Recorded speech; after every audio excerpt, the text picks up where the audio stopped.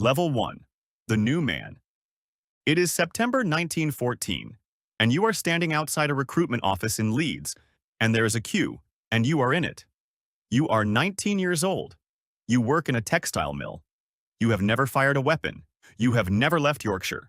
The clerk looks up and says, name and age, and you give him both, and he writes them down, and that is it. No fanfare, no ceremony, just your name and a ledger and a date to report. You go home and tell your mother. She doesn't turn around for a long time.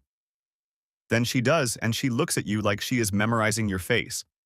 She says, be careful. You say it'll be over by Christmas. She nods. She does not believe you. Basic training is 11 weeks outside Catterick. They teach you to march and hold a rifle and address an officer.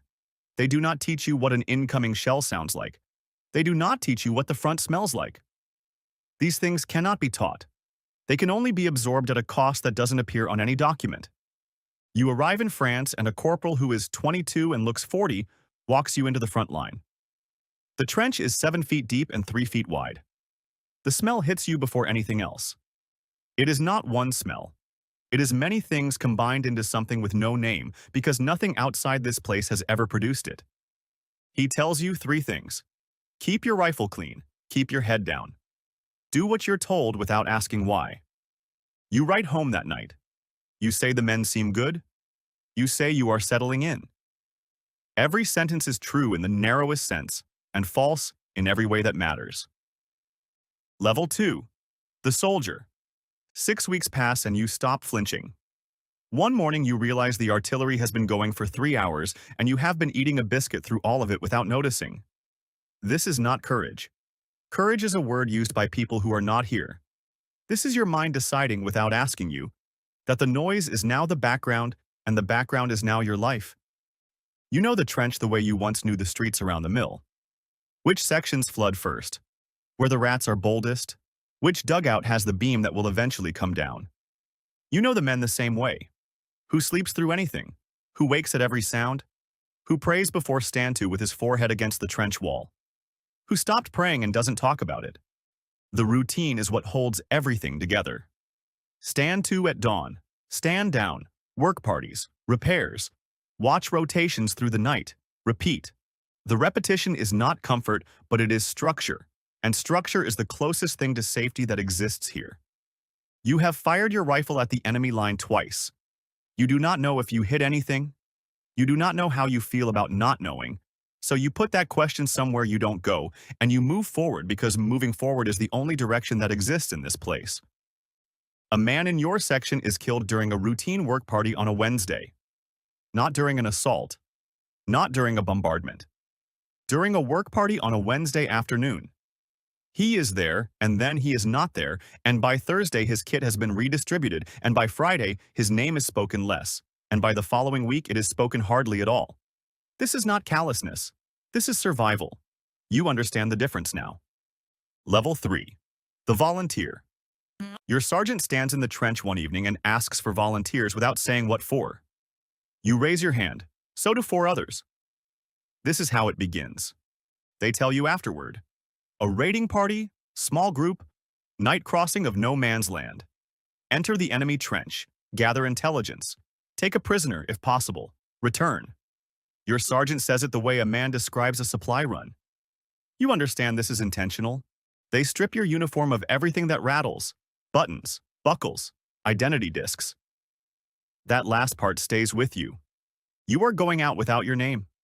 If something happens out there, you are a body with a face and nothing else. You decide not to think about what that means. You are becoming very good at deciding not to think about things. Your weapons are a club, a knife, and a pistol with 1 magazine. You cross no man's land on your stomach. It takes 40 minutes to cover 150 meters. You learn that the earth has a texture you never noticed from above it. You learn that a man can be completely silent when everything in his body is telling him to make noise. You come back. This is the only thing that matters on the first raid. Not what you found. Not what happened in their trench in the dark. You came back.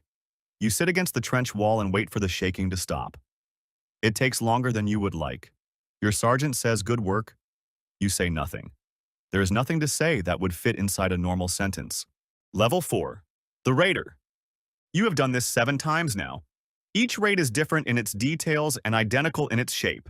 The crossing, the wire, the drop into their trench, the dark interior of a world that mirrors your own.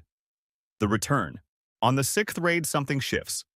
There is a German sentry, and there is a moment, and then the moment is over and you keep moving. You do not freeze. You do not hesitate. Your body does what it has been prepared to do, and your mind follows half a second behind like a man catching a train that has already started moving. Afterward, you wait for the shaking. It takes much longer to arrive. Then it takes much less time to stop. You file this information away in the place where you keep the things you don't examine. You have a reputation now among your section. The new men watch you without meaning to. You are 20 years old. You feel considerably older. You show the newer volunteers where to step and where not to step. You do not explain why. You have become the thing that was handed to you when you arrived, and you understand now that this is how the front sustains itself. Not through orders from above, but through this. One man handing what he knows to the next man. A chain of hard knowledge passed forward in the dark. You write home. You say the weather is improving. It is November. The weather is not improving. It will not improve for a long time. Level 5. The Specialist. Your officer puts a word in your file that you never see, but that shapes the next year of your life. The word is reliable. In a place where so much fails, reliable is the most valuable thing a man can be. You are assigned to a dedicated raiding party. 6 men chosen for what the paperwork calls suitability.